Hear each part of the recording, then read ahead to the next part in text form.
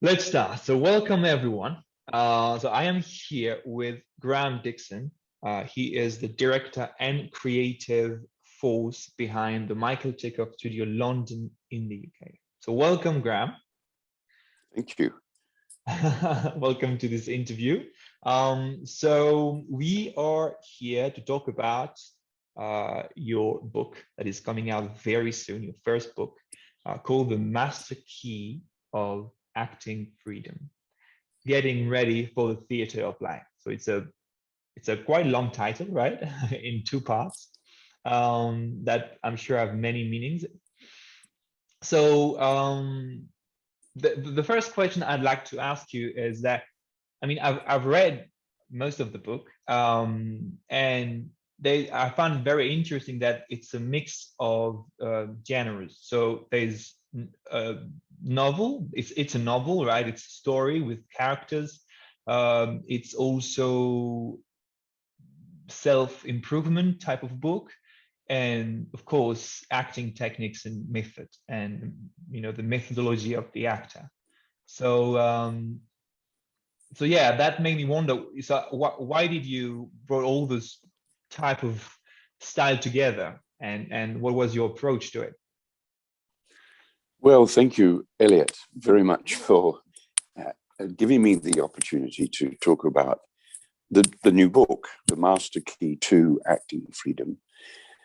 And I was always wanting to write a book. Towards the end of your life, you actually want to write a book that sums up what you've been doing all your life, either an autobiography or something about the vocation that one was in. And I was looking for a style. I didn't want to write a manual, a how-to Michael Chekhov. Yes. I think there's quite a lot of them out there already, and they're really very good. But I wanted something that I could work imaginatively and creatively. You know that when I do workshops, you've done so many of them with me, that I listen to what the participants are saying and what their needs are. And from that, I create a workshop. Yeah. So with this book, a young actor that I hadn't met, interestingly enough, he emailed me and said, I've been watching some of your videos on the Michael Chekhov London YouTube channel, which you've helped me with in the past doing. Yes. And also a very nice, another participant of mine in the workshops. I say participant because I don't like student, because we're all taking part, me included.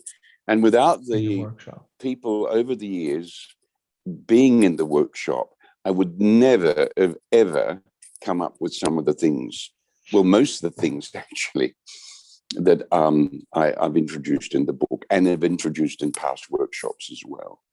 So from that, the young actor said, thank you, you've really helped me. I've just finished my last year in a very good drama school in London, and I was a bit unhappy with it because it seemed to be very about going back into my past and having to create a situation that was about me, actually. And you've helped me, and I've been doing Michael Chekhov exercises on the side. And I just want to say thank you very much for that. Also, I could see in the email that he was quite split between what he was being taught and what he individually felt acting training and being an actor was all about. Yeah. So I met him and we talked and chatted, and I said, why don't you come to a workshop next weekend that I'm doing? And he said, I haven't got the funds at the moment. I said, come along anyway, and you can sort of help me make the coffees and teas and put the chairs out and do all that, which he did. And so that was the basis for my book. And at the end of the workshop that he attended, which was not a virtual workshop, it wasn't a fictional workshop, he texted me and said, thank you very much, but I feel that this technique, this method is very important, but I feel I can't do it at the moment. Yes. I don't know why, but I can't. I mean, I've done a few workshops with you, and I can relate to this story very much. I had a very similar story, and I'm sure many of the actors that come to work with you have similar story than this one, right? They went through trainings and they've done work before, and somehow they find you or find this work, read some books or some people recommended you, and you know, it's, I mean, for me it was an amazing discovery, and of the truth, right, of what we really wanted and needed. um so I mean, you know, to come back to this thing of that the book is a novel, it's actually, it's a fictional story, but it's almost it's connected with reality, right? It's a mix of reality and fictional story. It's not really like yeah, it's I'm sure it's a mix of experiences you had with different um, um, participants throughout all your teaching career, right? So it's many yes, real stories that have really happened, right? Yes, after the years of doing workshops and also acting and directing, then I incorporated all that into the workshop with 12 participants, actually. Yes. Yes, Okay. there's 12 characters. And in a way, you could say they were based on real people, but not. The only person that I based it on a reality is the young actor that emailed me and said, "Thanks a lot. You've really helped Mm, me." But of yes. course, it's not his name. And he goes through different experiences in the workshop, cathartic experiences, which actually he didn't do. But it's the summation of all the things that I've experienced in being a guide in the workshop with working with the other participants. Yes. Um, what is amazing about this mix of genres is that, I mean, as we know, I mean, you said it, it's, you know, reading a technique book of acting is quite boring, right? Where you just exercise after exercise, and it's just like, you don't really know how to do them, and it's not, because acting has to be live with people, with the other, you know, it's hard to come to get something out of a book for acting. You can a bit, Mm. but it's very hard. So what I find amazing about this your book is that you take the story behind it. It's much easier to relate and actually to understand the exercise we're talking about in the book without even explaining, you know, all the 1, 2, 3, 4, all the point, because that's not the point, right? The understanding is bigger than that. It's Yes. through the experience itself, through the story. So it's the way you brought all those exercises through the book. For us, it's a, you're feeding our imagination, and we can actually feel that we all in the workshop, we all, the reader is a participant himself to the workshop, right? And we can understand all and relate to all the different participants and what they're going through, and their different problems and what they have to, because they're all different and have their own experiences of life and acting and art and whatever. So it's amazing. That's an amazing way to yeah to explain, or yeah, to explain an acting method or an acting technique for young Yes. for, Yes. Yes, I think so. It's because in a guidebook or how to act book, or whether it be Chekhov or Meisner or Stanislavski, whatever particular approach you're looking at or method you're looking at, the other participants are not there with you. But in this novel, in this Master Key to Acting Freedom, everyone is participating. It's not only me. I allow the participants to join in and ask questions and have experiences as well, their own experiences in an exercise, and the experience of what they're seeing in that living creative space, and yes. and seeing how, by looking at someone doing a text or whatever individually, how then they begin to see questions and have experiences as well. So yes, the style is very, very important, and it Mm, allows one to really experience it and to see the actual, which I never thought of when I was writing the book, the characters actually develop. And that was the amazing thing. I'd never written before, actually. Yeah. And that for me was the amazing thing, that you let the characters speak to you. And it's exactly the same within this work of Michael Chekhov. Yes, that you don't come prepared and work it all out and think about what happened to when they were 3 or whatever. Yes. Yes. You let them speak to you, and out of that something comes. So in a way, the book is almost by reading it is an experience itself, of not as an like exercise as number 1 exercise, or exercise on imagination or feelings or Yes. movement, etc. You experience it viscerally through the actual reading of the book. Yeah, exactly. Yeah, unconsciously almost. Yes. Yeah, and that's exactly what the book is about, and what the understanding of the work of Michael Chekhov is about. That you don't use your rational mind. You don't use your analysis. You don't go back and think of this character, what they had for coffee in the morning or something. Yes. Or what their grandmother influenced them.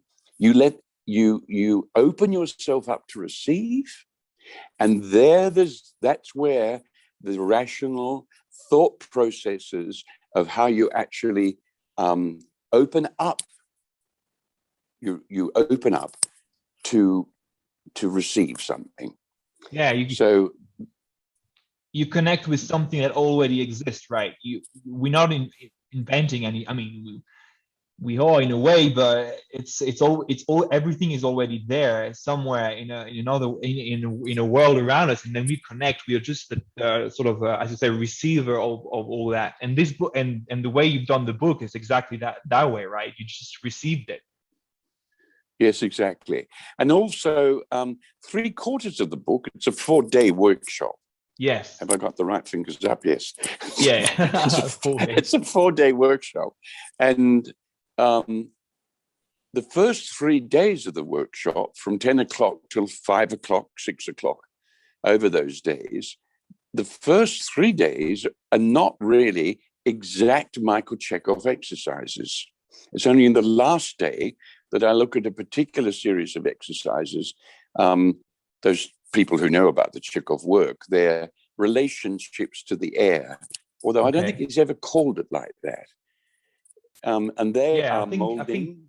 It is something that you've improved or made your own, right? Yeah. Yes. I hate to say improve on Chekhov, but you see, he died in 1955, I believe, and he wrote the book in 1953. Yeah. So he was, and also had an experience of acting from before the First World War, actually, right up to when he went to Hollywood in 1945. So he was working with people and trained actually much earlier.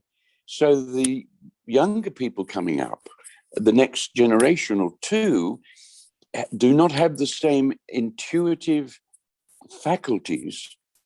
And why?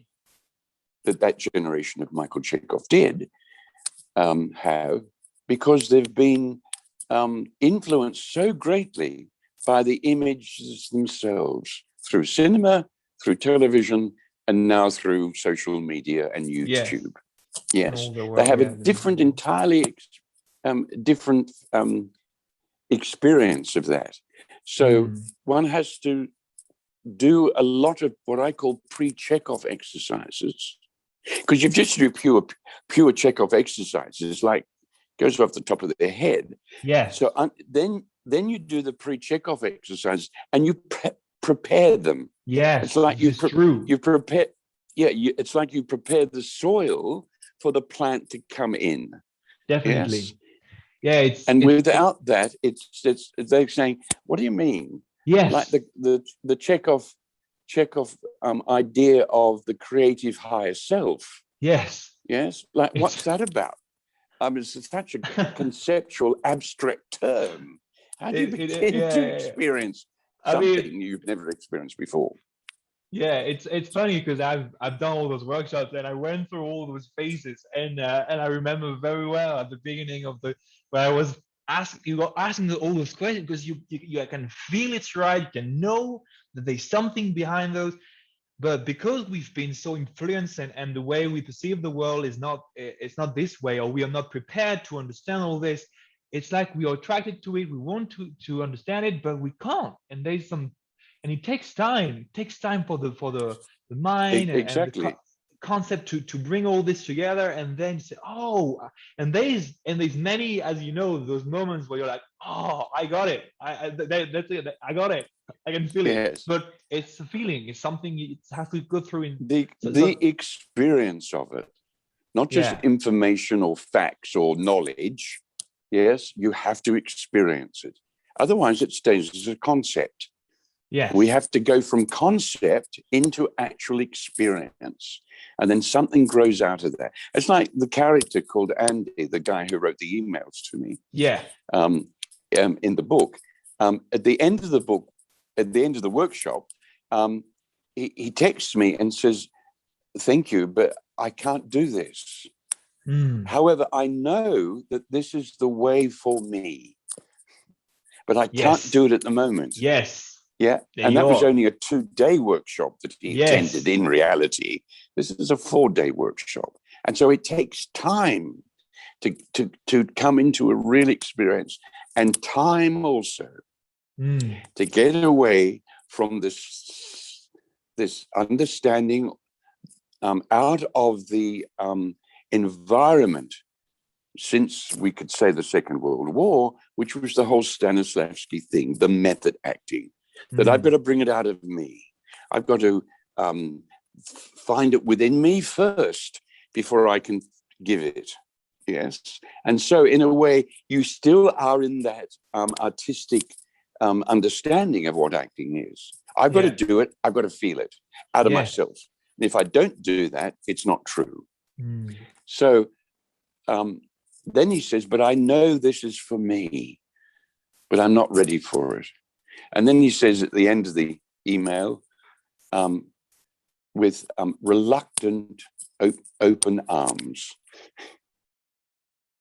And that's exactly where we are today.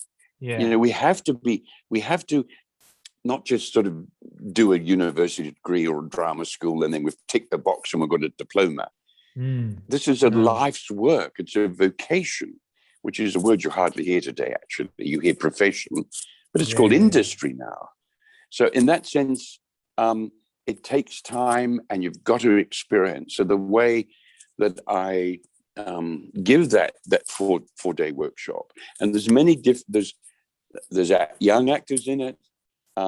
Some have done an official training in a drama school, an established drama school.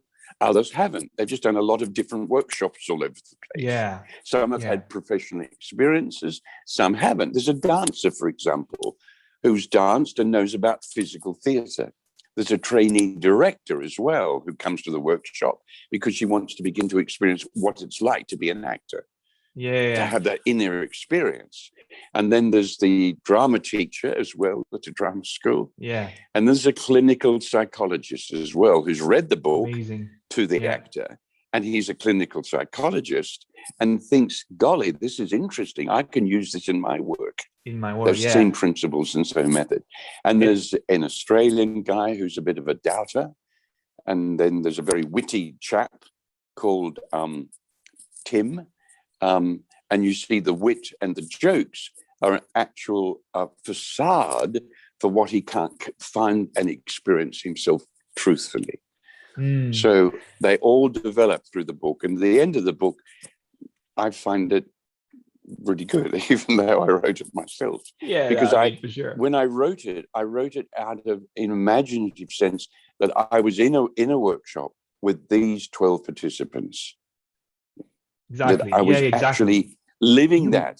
And out of that, the experiences for the different participants, the questions came out of different people from different point of view. yeah, So also, I think that those first 3 days, those first 3 workshop days, I set the basic stuff out of what I've seen the contemporary young people need now. Because there's many little, as you said, many little exercises at the beginning that you can start with for the basics, right? So those are the ones we need to start at the really beginning. That I'm sure, I mean, you're going through those in the first 3 days of the workshop, right? A few of them. Yes. Those preliminary exercises, and there's quite a lot of them actually. They all come from the connection. You know, what is the master key? The master key is the connection between your inner life and the outer world.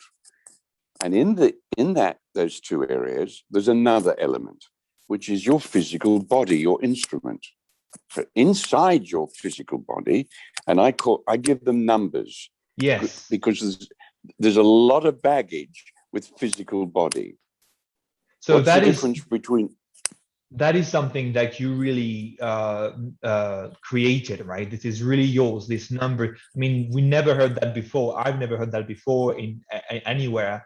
The number system that you've created to understand all this. Right? Yes, because you think of the outside world, the environment, the world, but it's a physical thing as well. There are objects in the world, etc. I call that number 3. And your physical body is between number 3 and number 2. This has got nothing to do with the order of math, actually. It is just that number 1 is without number 1, your physical body, and there's so much baggage around physical body. Yeah, a lot. And there's so much baggage around your soul life or your psychology. That's a bit safer. Yeah. But a lot of people when you say baggage, it's meaning like those words have been used in so many ways. They are, I mean, constantly used in so many ways. So it's hard to really clearly understand what they mean or how we can experience them, right? To come to an objective sense of what those words mean for me, the actor. Yes. And so, for example, take your inner life, and then there's the word psychology, and that's quite safe. But the word soul, a lot of people think, oh God, this is a religious experience. He's talking about soul. Yes. Let alone about spirit. Although for a lot of young people, they have a real understanding of the spirit in that sense, but not in a religious sense. So I call that inner life, the soul life, my psychology, number 2, and everything that's within number 2, your memories, your desires, your ambition for the future. It's all in number 2. It all happens within your inner life. And then number 2 has to be shown to an audience, whether it be on theater or on a video or in film. Yes. That has to be shown. And how do you show it? Exactly. Only through your physical body. Yes. Yeah. That's the only That's way. all. Yeah. So your physical body has to be connected to your soul life, and your soul life has to be connected to your physical body. And there's got to be a relationship between those things that is pure. It's interesting, a lot of actors, a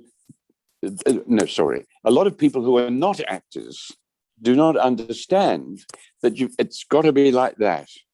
Normally in life, you can be thinking things like, I really hate you, you're a really stupid person. And they don't realize that it doesn't really come through here. Yes. Yes. But of course, people who understand body language know that. They can see it, even between what you do with your eyes, whether you look to the left or to the right, whether you look down, whether you looked up. And already for these exercises, which I call the bits, because you're using a bit of your body, of your number 1. When you change the shape and form, So if I did this interview now, talking to you, Eliot, with my chin up, already I feel very arrogant. And notice what's happened to my vocal tone. It's become quite patronizing and condescending. Exactly. So do you have any more questions? However, if I did it just with the bit of the head, and that's a big bit, and there's lots of smaller bits like eyes and nose and mouth, and chin, forehead. Yeah, we all have to become aware that that's sending a message immediately. Yes. And it's also changing. Yeah, it's sending a message outside, but it's also, as you said, changing a lot of things inside very quickly, right? That's exactly it. It changes what's happening in you. So I want to create a character. What do I do? Arrogance. My chin down here and looking up at you this way. Yes, that's very different. And already I feel different. And notice what's happened to my tone of my voice. Yeah, it's kind of a bit wavery and a bit scared. Did I have to go, I have to remember a time when I was really scared? Yes. You just you change the form and shape of the physical body. And to be able to do that, but to be able to do that, you need to, like what we were saying at the beginning, to be in a receiving state, right? You need to receive all those things coming to you, right? The only thing you do actually is doing that, and then the rest is coming slowly. And you need it all comes in slowly by itself. You don't have to do anything except change. And then you've got the three major bits of the number one: the head, the torso, and then you've got the limbs, the arms, and the legs. And these arms are very important because they express so many different things. I can do this. I can do this. I can do that. I can do this. Yes. And then for the actor, your number two is moving, has a different configuration. And that's what actors in the 20th century wanted to say. How do I create feelings? How do I create emotions? And Stanislavski said, go back into a past experiences. Now, for really talented actors, that was like a trigger. Yes. Remembering a time when they were very sad at their cat's funeral or something. Yes. Or when they were bullied at school. And they remember that, but they don't stay with that. That triggers something and then they're away. They don't have to go back to that memory again. Yes, they're just using it as a tool for at one moment, but then they just forget about it. And then they forget about that memory. Otherwise, that memory gets in the way. Yes, and it can't become personal, and it can't be with your. I mean, that's this whole approach is about staying in your own imagination and with characters, but never using our very own life and getting hurt through the process. Yes, our own history.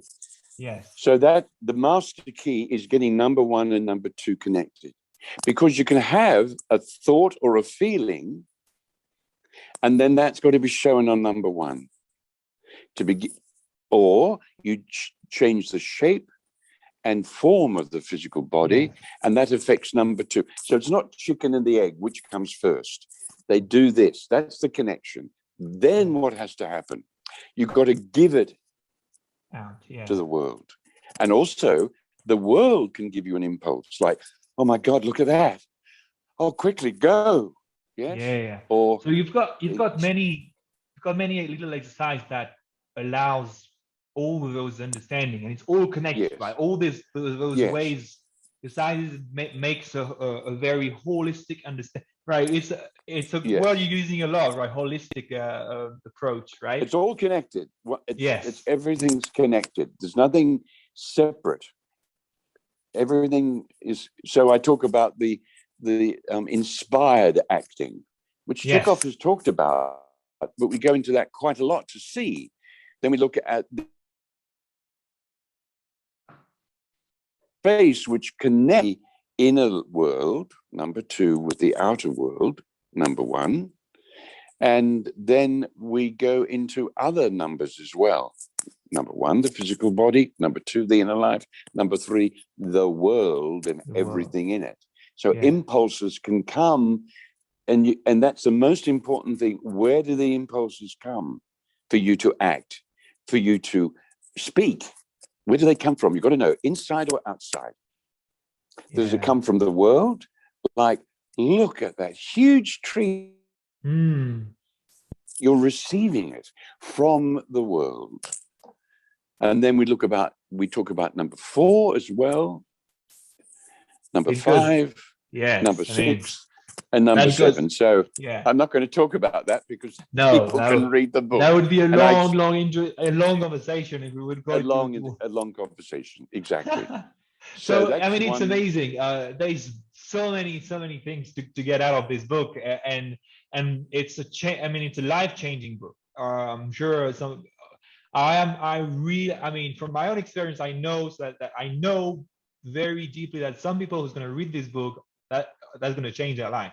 They're going to read this book, it's going to completely transform, or maybe confirm what they've already felt, right? They knew there was something, they read the book, and that's it. I know there's someone in this world that seen those things, understood it, and put it on the book, and then we can connect with those people, and then we can create a community that understand each other and work together in that way. Yes, exactly, because you already know it. Yes. Except you've forgotten it, actually. And that's what this work is about.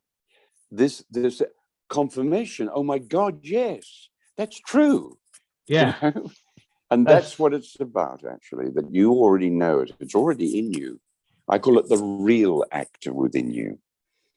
Yes. And these exercises allow that real actor within you, that part of you, which is very, very important. Yeah. Why do we want to be actors? My God. You know? When so much is changing now. Theaters are shut down, have been shut down. Yes. Yes. It's like, well, where do I fit into all of this? How do I make a living? I mean, we begin to see then that as things are changing in this time of great change, where does the actor fit in? Yes, yes. You know, if there's no audience going to theaters, and what sort of theater do you want? What sort of actor do you want to be? Yeah. Do you want to just sort of be a behaviorist and have realism and naturalism and be like in real life, and we think that's truthful? Or do you want to actually bring another element into your work, extraordinary stories? Exactly. So the extraordinary, definitely. So I mean, you do have a hard copy of the book, right, with you? Here it is. Yeah, there it is. Yes. Wow. Yes, that's the book. Beautiful. Yes. Master Key of Acing. And you can see that all around here are the different figures of the different exercises that we do. Yes. Yes. And in the middle, the master key. Yes. Yeah. And it's all connected, all very much connected. It's all connected. And that master key to begin with is number one and number two, and then number three. And those last exercises in the book on the fourth day are what Chekhov calls molding, floating, flying, and radiating. And that connects us completely into number three. And that substance that you need to get there is the air. And all those four exercises that Chekhov gives, I've called them the four relationships to the air. To the air. Yes. Now, there's lots of different relationships to the air, but the four archetypal ones. Yes. They are the main one. That, I mean, all the others are connected to this one, or maybe they are mixed of those, but those four are the main. Yeah, I know. So what are those actually? They are, if I remember well, it's molding, and then I call it supporting, which not floating. Not floating, supporting, impulse, molding, floating, flying, supporting, flying, There you Yes, are. which I call impulse. Yes. And I keep Impulse radiating. and Yes, radiating. Yeah. I'm not being too sacrilegious. I've only changed two because Yes. they're easy to understand, because floating can be mixed with, like, Yes. I'm a bit vague, a bit floaty. Yeah. No. Yes. It's very interesting. I mean, I was the first time I heard you saying that you chose different words for those relationships, like impulse or molding or supporting. It was hard. I mean, Yes. it's always thing you're asking me this question. Okay, you're trying to understand the connection, but it's definitely more precise, more clear. That's for it, those words, or better chosen for to represent the archetype or behind it, the archetype behind it, Yes, definitely. exactly. And we go into quite deeply, and I spend a lot of time on molding. What is it? And Yes. whole different exercises to experience molding, imaginative Yes. exercises, but not imagination in the sense that I see it. It's got to be practically applied. What happens to your number one? That's the most important thing. They're actually movement exercise, because they enliven the physical muscles. And it's not just physical exercise like in a gym or doing yoga. Yes. Not the Or same thing whatever. at all. It's No, it's a yeah. connection now between the air and you, or only the air, Yeah. or the air and you, which is the molding, the air that which supports you. You do everything, and we go into great detail about that. Yes. And the participants, the members of the workshop, have different problems with each one, and by asking that question, we can clarify that problem. Yeah. And so we go deeper and deeper into the exercise. Yeah, because we actually in our own life we've got very personal relationship with those four archetypes, right? As human, we are constantly playing around with those archetypes, with molding, supporting, in our relationship with people, with life, with our own body. It's constantly happening through us, and through the exercises we are doing with you, with those we are putting it together. We are making sense of those and understanding that they exist. It's like a bit of it's like painting, right? It's like colors. It's like if we are playing with red, brown, and it's blue, those, yellow, blue, exactly, red, exactly. No, exactly right. And the question is, the thing with those four relationships to the air is, what's happening to my number two? That my soul life, my number two is configuring differently, and it comes not out of trying to remember that feeling, because or that sense. It comes out of what my physical body is doing with the air and what the air is doing to me. Yes. Everything is about a relationship with principles. No longer does it come out of yourself, but you connect to a principle, and then the principle comes into you, and you've got this relationship, and you can call upon it at any time. But the exercises are there, like in any artistic endeavor, whether it be painting, you've got to keep doing the exercises, and the exercises will then develop within you a faculty for the you're working with principles. In fact, you're working with the gods, really, but that's another very emotive term. I haven't given that a number yet. Well, it's number 5, actually. It's the higher creative self. That's what it is. The real actor within you. And you have to uncover that actor. And how you do it, how you uncover, is what the book is about, and what the whole Michael Chekhov, the man, gave to us. We have to build upon that now. To the artistic world. Yeah. Exactly right. Whether it be dancing or even musicians, all the performing artists. Yeah, or any artist, right? It's just or any artist. It's just the way. It's the process it's the creative process. understood, That's a but good word. I like that word, process, yes, rather yeah, than it's technique or method. It's a process, yeah, step by step by step. And if you miss one of the steps, you'll never get there. yeah, and You'll all get too those things. soon. Exactly, and all those things you're understanding or slowly getting in our conceptual mind or whatever. They are here to allow us to understand this creative process, how all those ideas or create or our characters or paintings or musical creation, whatever. I mean, all this coming in, and how we can this tool that is already within us, how we understand it and use it and playing with it, right? It's just like it's like a game. We're just playing with something that is already there. Just about understanding the tool that are Yeah, already there. exactly. And you've got to experience it, not just like have a concepts of it. Yes. Yeah, it's about experiencing, and this book and this work allows you to do that for yourself, and then you own it. And it's an individual experience. Yes. Yeah. And by individual, it doesn't mean that it's not true, that it's not objective. There's wonderful, this lovely paradox between the objective and the personal. Yes. And the two really are connected. Connected together. Although we were told by the scientists that they weren't.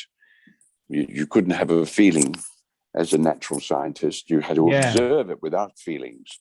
But then quantum physics came along and began to say and see and prove that everything you look at, you change. And it changes you. Yes. And the book talks about that. That's very exciting, yeah. The book talks about that from an actor's point of view. Yes. Not just as a scientific concepts. Yes. Yeah. You've got to experience that. So then it's yours and it's true. It's not just, that's what I believe, that's what I'm feeling. No, it's objective. That's why I say it is actually an objective approach. Yes.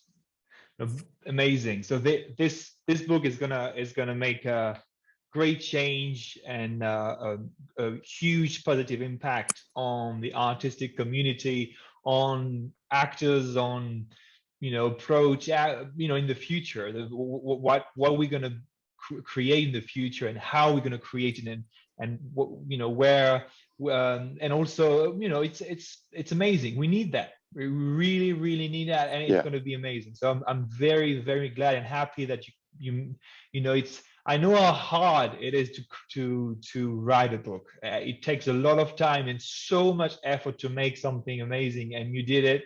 You went through the whole process, and it's beautiful. And I'm so excited about how people are gonna be impacted positively from it, and how it's gonna help a lot of people. So when this interview is played, the book will be published. Yes. And you can get it through Amazon as a printed copy, as a book in soft cover. The one you have right now, right? The one that I've got here, This one, yeah. That one. And also as in an ebook as well. Yes. And whatever your online bookstore or your bricks and mortar bookstore that you go to on the high street, or whatever online places, how you get your books, that'll all be available. It all will be, just internationally. Just by researching the name of the book or your name, grab Dixon, and you can very easily find the book wherever we want, right? Yeah. Exactly. And getting home and getting it posted at home very, very quickly. Right now, those things are very quick. Yes, exactly. So that's great. That's amazing. Thank you so much, Graham, for this interview. I hope it's gonna give some light on what this amazing creation you've made is right, and yeah, you know, it is something amazing. So it's beautiful. Thank you so much, Ram. Thank you, Eliot, for your time. It's lovely to chat with you again. Yeah. It's like old times. Yeah. Yes, Although really. you're in France and I'm in Australia at the moment until things settle down in London. Then I'll go back to London. But Yes. we are on the other side of the world, another time zones. It's Yes. evening time for me now, and it's morning time for you. But it's lovely to reconnect again. Yes. It's always amazing. Great. I always really enjoy talking with you. And it's got, I mean, we always have so many things to explore in the conversation. So it's beautiful. I really like it. Really, really enjoy it. Great, Eliot. Thank you so much.